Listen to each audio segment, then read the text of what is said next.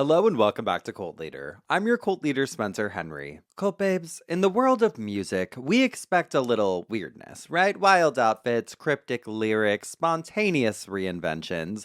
It's all part of the deal. Artists are supposed to chase the edge, right? But every so often, that edge turns into something deeper, darker. Not just flirtation with the fringe, but full-on spiritual surrender. Over the decades, a surprising number of musicians have gotten tangled in cults or pulled into cult-adjacent philosophies. Some were born into them, others joined willingly, seeking healing, purpose, or a deeper connection to the divine, or at least something that looked like it. These groups offered everything from cosmic enlightenment, utopian community, to hyper strict discipline, open sexuality, or just the illusion of being understood. But the deeper you look, the blurrier the line gets between faith, manipulation, devotion, and control. And in some cases, the musicians became messiahs themselves. Today, we're not doing a deep dive, we're just taking a little dip into 10 actual cults that attracted or nurtured musicians. And first up, we're going to do a deeper dive on this eventually, but I want to talk about the Children of God, aka the Family International. Even if you're only mildly cult curious, chances are you've heard whispers about this group. The Children of God, later rebranded as the Family International, rose up in the late 1960s. Part Jesus movement, part hippie fever dream, and all kinds of problematic. Founded by David Berg, who later insisted on being called Moses David, because of course he did, the group promoted communal living, non-stop proselytizing, and love sharing that often blurred the lines of consent. Their most infamous tactic was something called flirty fishing. Reel 'em in, boys. Women were encouraged to seduce men into the cult using sex as a recruitment strategy. It was doctrine. And behind the flower child vibes were mountains of allegations, especially around systemic child abuse, that would eventually gut the group's reputation beyond repair. Despite a few desperate rebrands and press releases, the Children of God became a cautionary tale, especially for artists. But before that fall from grace, they managed to attract some very famous faces and ruin a few lives along the way. One of the most infamous stories belongs to Jeremy Spencer, founding member and slide guitarist of Fleetwood Mac. Back in 1971, during a tour stop in Los Angeles, Spencer simply vanished. No warning, no note, just gone. Days later, it was discovered he had joined the Children of God. And this wasn't a brief detour. He fully bought in, okay? For decades, he devoted his life to the group, performing music that aligned with their teachings. But Jeremy Spencer's legacy took an even darker turn. Years later, former members came forward and international legal investigations were launched after the allegations emerged linking him to the group's abuses, including deeply disturbing accusations of child sexual abuse and involvement in creating CP. And then there's the Phoenix family, who I always associate with the Family International in my head. So River and Joaquin Phoenix, the beloved actors and musicians, spent their early years in the cult after their parents, Arlen and John Lee Bottom, joined as missionaries in the early 1970s. The family traveled across South America, raising their kids within the cult's tight grip. By 1977, the Bottoms had seen enough. Disturbed by the sexualization of recruitment, they fled the group, started over, and even changed their last name to Phoenix, a symbol of rebirth. River, the eldest, later spoke out about the damage the cult caused growing up, describing scars that had never fully healed. When he died of a drug overdose in 1993, some close to him pointed to the trauma of his early years as a ghost he never stopped chasing. Joaquin Phoenix, more private, has acknowledged the experience as well, calling it complicated, and had credited his parents with getting out when they realized what was actually happening behind closed doors. Another artist turned survivor is Christopher Owens, the frontman of indie band Girls, who I've seen a million times. Born into the cult, Owens grew up under strict control, isolated from the outside world while traveling through Asia and Europe with his missionary family. Education was limited, autonomy was non-existent, and when his older brother died of pneumonia, a treatable condition, Christopher blamed the cult's ban on modern medicine. At 16 years old, he escaped and music became his lifeline. His lyrics often revisit the shadows of his past. And while she's not technically a musician, we're giving Rose McGowan an honorary entry for being music adjacent. She did date Marilyn Manson and once sang a sultry version of Fever on Charmed. So, Rose McGowan, she was born into the Children of God in Florence, Italy, where her father was a group leader. And she has spoken openly about how her early life was shaped by the cult's misogyny and normalization of abuse, the horror and control she endured, and the moment her father decided to flee, when he realized that the group condoned adult-child relationships. That was the breaking point. Her family left, but the damage lingered. Again, we're going to come back to the family for a deep dive, but we have to talk about another family, the Source family. Yahowah 13. If you could distill 1970s California into a single beam of sun-drenched weirdness, it might look a lot like the Source family. Picture a psychedelic commune tucked into the Hollywood Hills, run by a white bearded guru with a harem of wives, a health food restaurant that served John Lennon, and a rock band that recorded 60 albums in 2 years while channeling the cosmos. Welcome to the kaleidoscopic world of Father Yod and his loyal flock. Born James Edward Baker in 1922, the man who would later become Father Yod didn't exactly start life as a spiritual leader. He was a decorated World War II veteran, a jiu-jitsu black belt, and a Hollywood stuntman. But by the early 70s, he had traded his rifle and stunt gear for a robe and a guru complex. Rechristening himself as Father Yod, he quickly assembled a group of followers and created a belief system out of Eastern mysticism, Western esoterica, and whatever else he felt like channeling that day. The Source family preached natural living, clean eating, and communal harmony, with a generous dose of polygamy and patriarchal control. They didn't just talk the talk, they walked it, barefoot, clothed in flowing white robes and often bathed in goat milk. At the center of it all was the Source Restaurant, an airy organic cafe on Hollywood's Sunset Boulevard, and it was one of the first health food spots in America. Celebrities loved it. They ate it up, literally. Marlon Brando, Warren Beatty, Linda Ronstadt, and countless others sipped carrot juice and nibbled Sprout sandwiches, likely unaware that their waiter might also be a commune member with a spiritual name like Sunflower Moonbeam. But the real trip came in the form of music. Yahowah 13, the Source family's house band / ritual outlet to be exact. The music was raw, experimental, and fully improvised spiritual seances. Father Yod, now calling himself Yahowah, served as the frontman, despite having no prior musical experience. His vocals were primal, sometimes chanted, sometimes howled, and always delivered with unshakable conviction. I'm like, did he invent Screamo? Okay, what's going on? A little growl in there. He was backed by a tight group of musicians, all his disciples, and they recorded over 60 albums, like I mentioned, between 1973 and 1974, which is fucking wild. Most of them were pressed in limited numbers and given to followers, making original copies rare relics of cult rock history. Today, their recordings are considered outsider art masterpieces. And among the musical pilgrims drawn to this trippy temple was Sky Saxon, the lead singer of the 60s garage band The Seeds, best known for the proto-punk hit Pushin' Too Hard. By the early 70s, Saxon had rebranded himself as Sunlight, shedding his rock star skin in favor of spiritual exploration. He became one of the Source family's most devoted members, and his musical fingerprints can be heard all over Yahowah 13's evolving sound. With his help, the music leaned even harder into the celestial. But as with many cults wrapped in incense and bliss, things eventually spiraled. In 1974, under pressure from law enforcement and upset neighbors, the Source family decamped to Hawaii. They believed they were ascending to a new spiritual plane. What they got instead was a tragedy. On August 25th of 1975, Father Yod attempted a hang gliding jump off of a 1,300-foot cliff in Oahu. He had no training, no instructor, no safety net, spiritual or otherwise, just vibes and gravity, babes. He crash-landed on the beach and died 9 hours later. He was just 53 years old. Some said he had a vision of his death and went through with it anyway. Regardless, his passing marked the beginning of the end. Without their leader, the Source family slowly began to unravel. Now, let's shift gears, less robes and acid rock, more incense and jazz. If the late 60s and 70s were a spiritual buffet, Sri Chinmoy offered the cleanest plate in the lineup.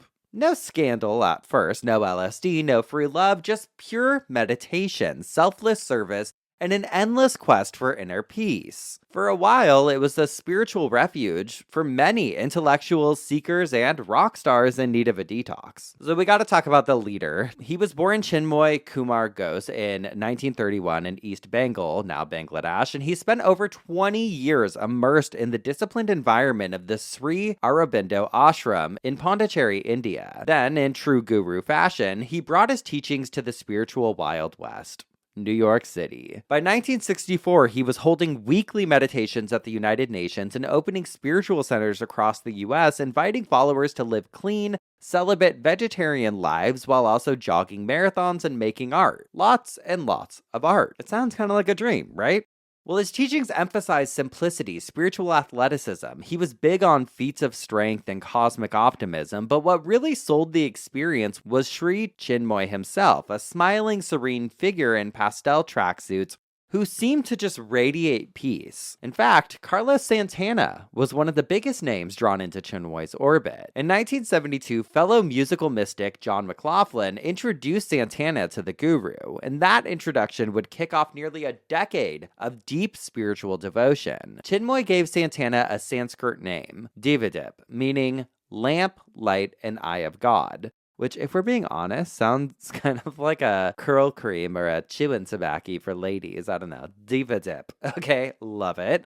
Anyway, from that point on, Santana wasn't just jamming, he was channeling. His music during this era swerved into spiritual terrain, fusing Latin rock with jazz, devotional undertones, and meditative soundscapes.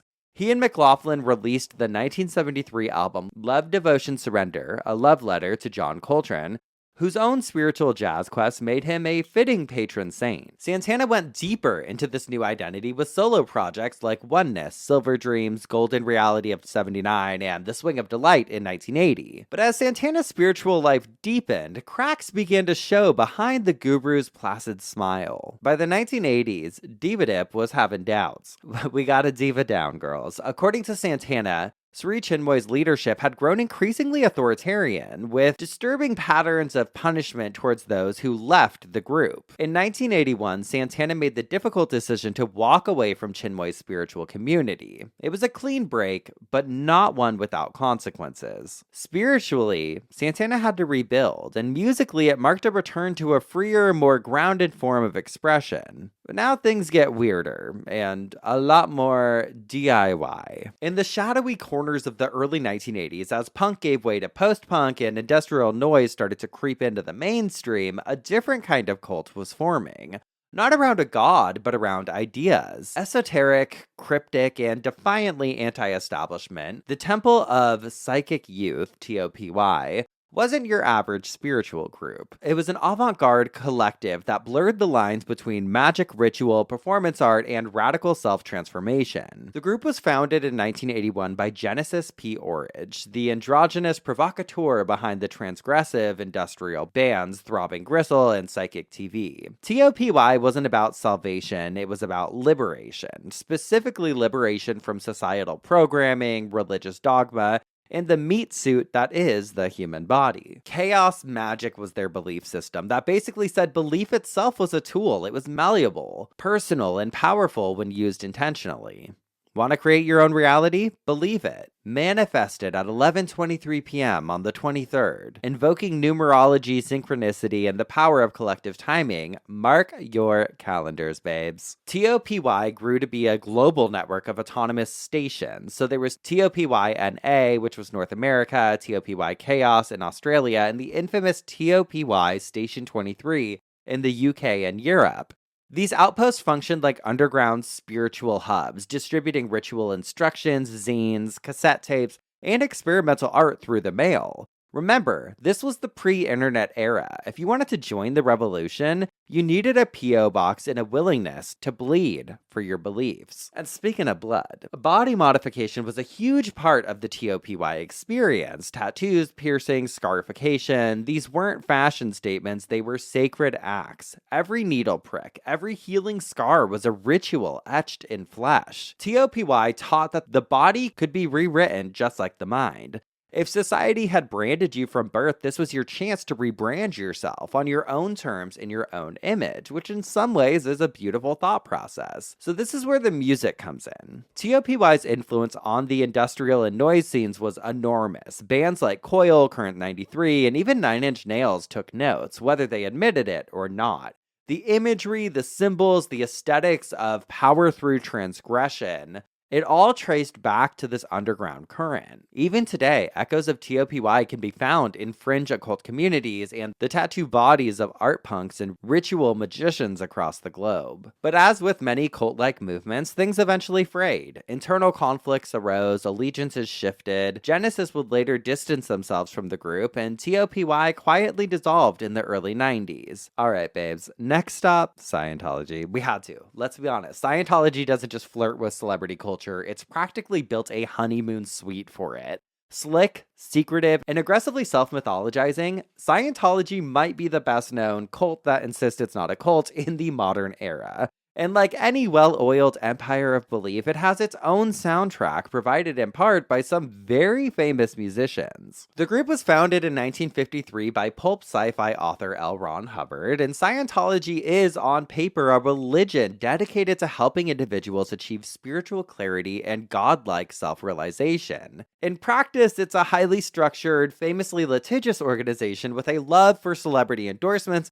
and a very tight grip on its secrets. And at the core of their belief system is auditing, a kind of spiritual counseling session where you relive painful memories while hooked up to an e-meter, a lie detector type device said to measure your soul's burdens, called engrams. Clear your engrams, reach Satan status, and bam! You're enlightened about all your past lives and, whatever else comes with that, okay? But here's the twist. Unlike other cultish groups that tiptoe around fame, Scientology chases it hard. They've built entire celebrity centers, glamorous recruiting hubs for actors, musicians, and other high-profile types. The idea is simple and age-old. If your favorite pop star or Oscar winner's doing it, maybe you will too. Honestly, kind of innovative. Okay, we don't love it, but it's innovative. One of their most loyal disciples in the music world was Chick Corea, the jazz pianist and composer behind Return to Forever. Corea was deep in. Introduced to the church in the early 1970s, you can see the breadcrumbs all over his discography. From liner notes thanking L. Ron Hubbard to conceptual albums drenched in philosophical musings about consciousness and cosmic return. Even the name Return to Forever was reportedly inspired by Scientology's metaphysical themes. But his faith didn't come without friction. In 1993, Korea was disinvited from performing at the World Championships in Athletics in Stuttgart, Germany because of his affiliation with Scientology, a country known for keeping a skeptical eye on groups it considers cult-like. It hasn't always been the case, but It wasn't the first time his spiritual beliefs clashed with public platforms, and it wouldn't be the last. Another high-profile figure drawn into the Scientology orbit was Isaac Hayes, soul legend, Academy Award winner, and for an entire generation, the smooth, singing voice of Chef on South Park. Hayes joined the church later in life and became one of its most visible black celebrities, speaking publicly about the positive changes it had brought him. But things got messy in 2006 after South Park aired its now infamous episode, Trapped in the Closet, a satire of Scientology and its superstar spokesperson, Tom Cruise. Shortly after this episode came out, Hayes announced he was quitting the show, claiming the series had gone too far in mocking religion. Because it's fine as long as it's not yours, right? Many fans were surprised, especially since Hayes had previously had no problem with South Park's equally irreverent takes on Christianity, Islam, Judaism, and nearly every social taboo imaginable. That's what they do, right? And then came the twist. Hayes had suffered a stroke, and according to his son, he wasn't in a condition to make career decisions on his own at the time. The resignation letter? Possibly ghost-written by the church itself. A classic example, some critics argued, of Scientology stepping in to protect the brand, even at the cost of personal agency. From the slick halls of Scientology, we now descend into something darker. If Secret Societies had a greatest hits album, the OTO would be a deep cut, but not as mainstream as the Freemasons and not quite as media hungry as Scientology, but quietly influential. shrouded in ritual and thoroughly drenched in the occult. Think Freemasonry, but swap the handshakes for hexagrams and toss in a dose of tantric mysticism and cosmic rebellion. The OTO originated in the early 20th century as a mystical offshoot of Masonic orders, but it truly found its identity under the chaotic guidance of Aleister Crowley, poet, mountaineer, ceremonial magician, and self-proclaimed Great Beast 666.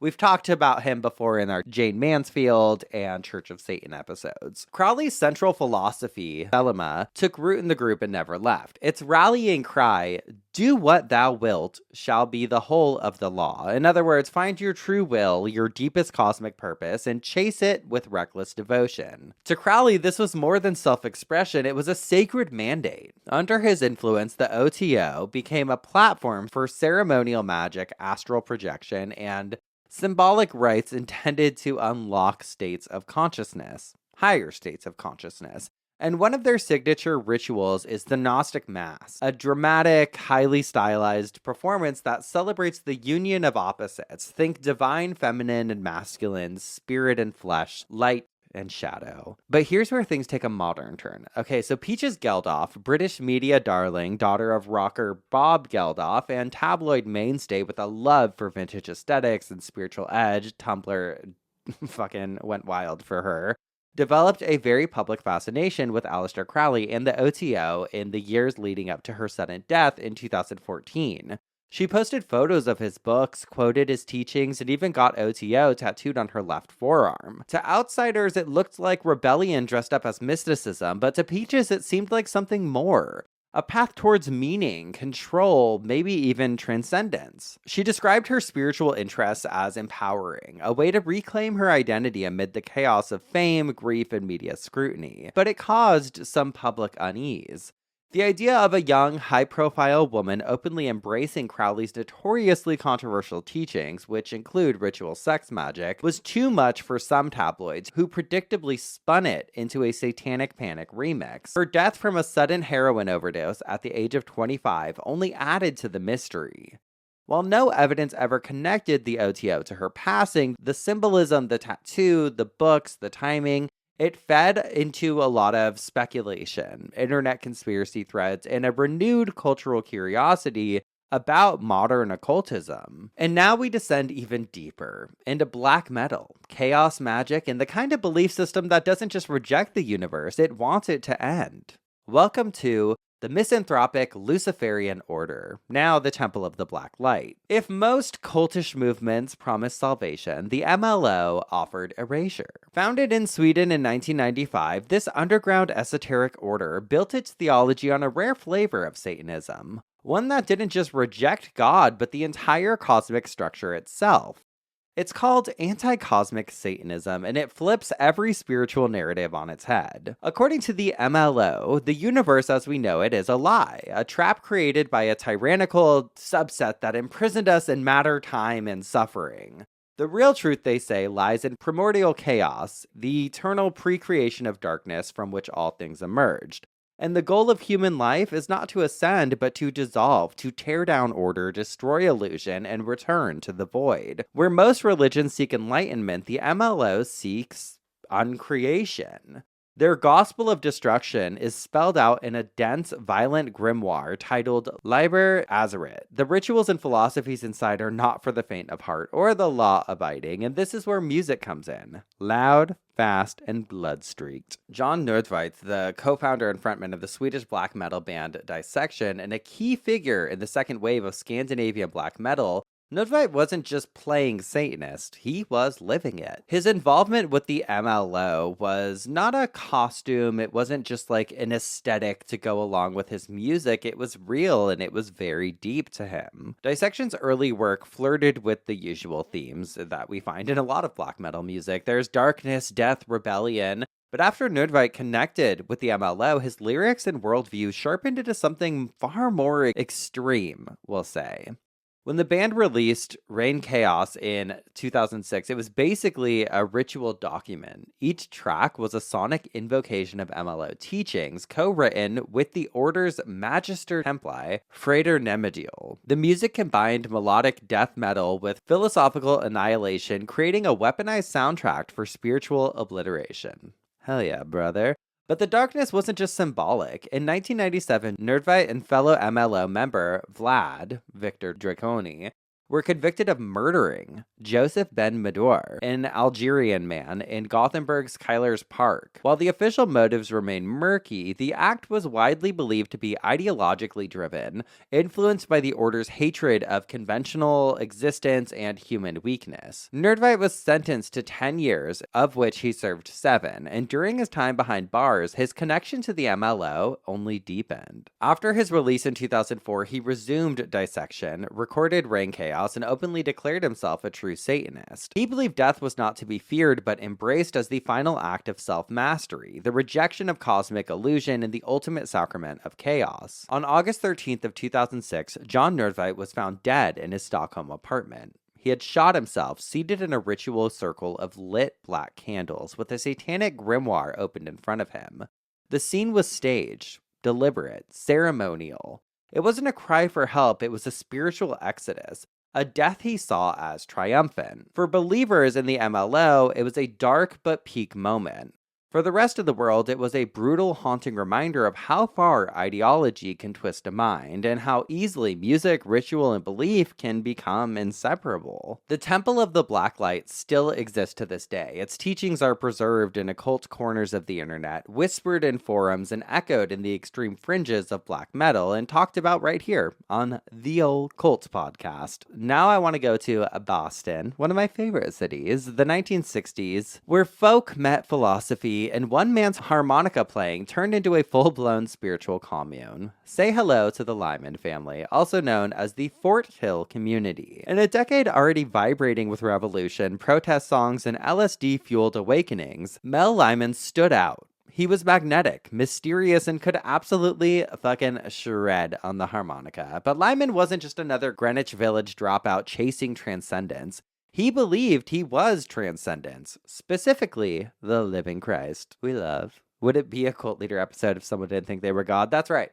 What began as a loose collective of artists and musicians quickly transcended into something more intense, more structured, and some would say more cult-like. In the Fort Hill neighborhood of Roxbury, Massachusetts, Lyman and his followers set up a mini empire of row houses, operating as a commune that prized creativity, communal living, and spiritual growth. At least that's what it looked like from the outside.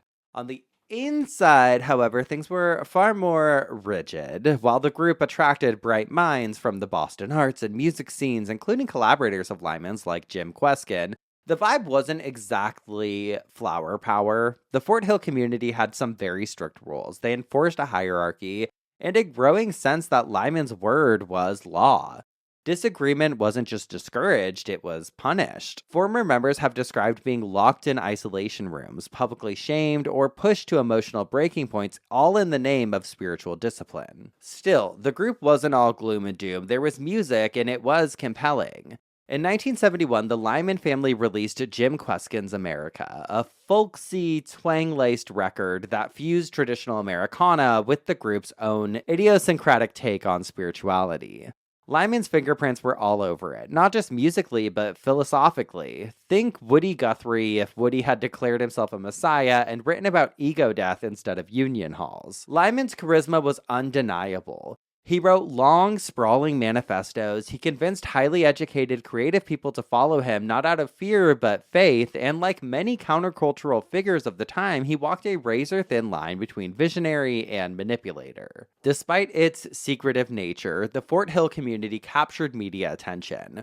Journalists were both intrigued and unnerved by this self-contained society, all led by a man who claimed that he had this, divine insight. Whispers of LSD therapy, emotional manipulation, and rigid social rules swirled through the press. When Mel Lyman died in 1978, the group didn't really dissolve. In fact, it just continued on quietly, and they're probably still out there today. And this next group we've talked about on the show before, but in case you missed it, in late 2023, Shawn Mendes, Canada's golden pop prince, turned into a maybe mystic who suddenly found himself at the center of rumors involving none other than the Modern Mystery School, or MMS. And if you haven't heard about the Modern Mystery School, don't worry. They claim to be very, very old. Okay, according to their own lore, their teachings trace back over 3,000 years to none other than King Solomon, who apparently had a sideline in energy work and divine activation. Today, the MMS offers New Agey courses in spiritual empowerment, healing practices, and cosmic realignment, with just enough velvet-draped mystery to give the whole thing a ceremonial edge. But let's rewind a little bit. The Shawn Mendes rumors didn't start with a press release or leaked initiation. They started with vibes, specifically Shawn Mendes hanging out with spiritual influencers who bore a suspicious resemblance to modern-day cult-like gurus, and among them was Blue, a barefoot mystic and co-founder of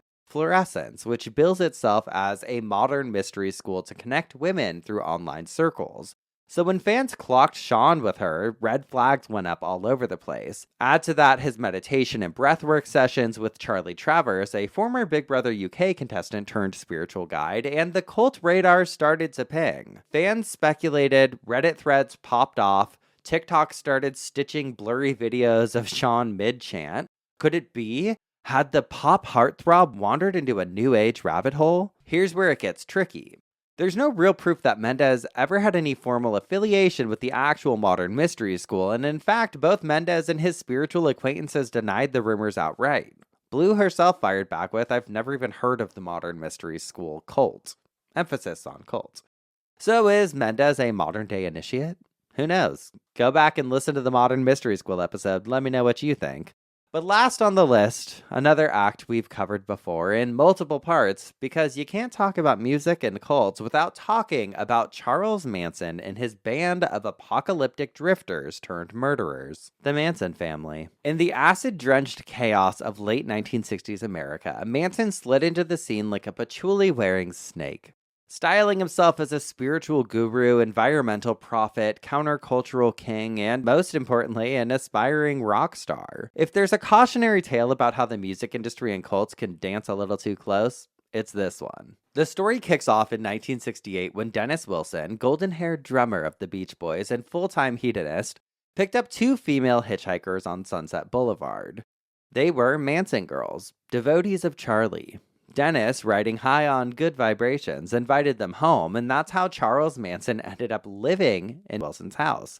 Not just crashing on the couch, he full-on moved in with a rotating crew of family members, taking over Wilson's home like an LSD-fueled infestation. In return for food, lodging, and studio access, Charlie offered Dennis his family, a harem of women, emotional flattery, and endless talk of spiritual revolutions and music industry domination. For a brief moment, it looked like Manson might actually make it. Dennis introduced him to Terry Melcher, a major producer and the son of Doris Day. Manson played his songs for industry insiders and believed his big break was coming. But the real turning point, the infamous musical betrayal over a song called Cease to Exist. Manson had given the song to Wilson, asking for it to be recorded as is, and instead, Wilson rearranged the melody, rewrote the lyrics, and renamed it Never Learn Not to Love. It was released in December 1968 as the B-side to Bluebirds Over the Mountain, and later appeared on the Beach Boys' 2020 album, with no songwriting credit for Manson.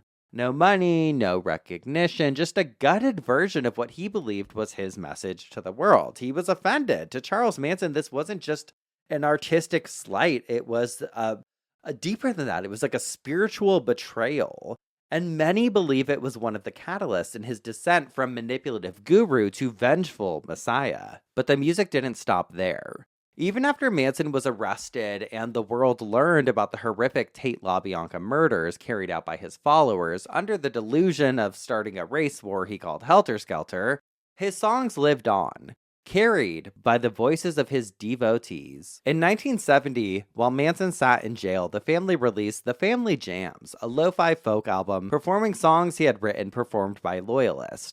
The album lived in obscurity until it was officially released in 1997, decades after the family's fall. We had to include them on the list, but that's actually the end of today's set list. I'm sure as long as there are soul-seeking artists out there, there will be a guru with a pamphlet promising to unlock your cosmic potential. That's where we're going to leave it for the week. I'll see you next time, and until next time, the only cult we want to hear in music is the Blue Oyster Cult. Goodbye.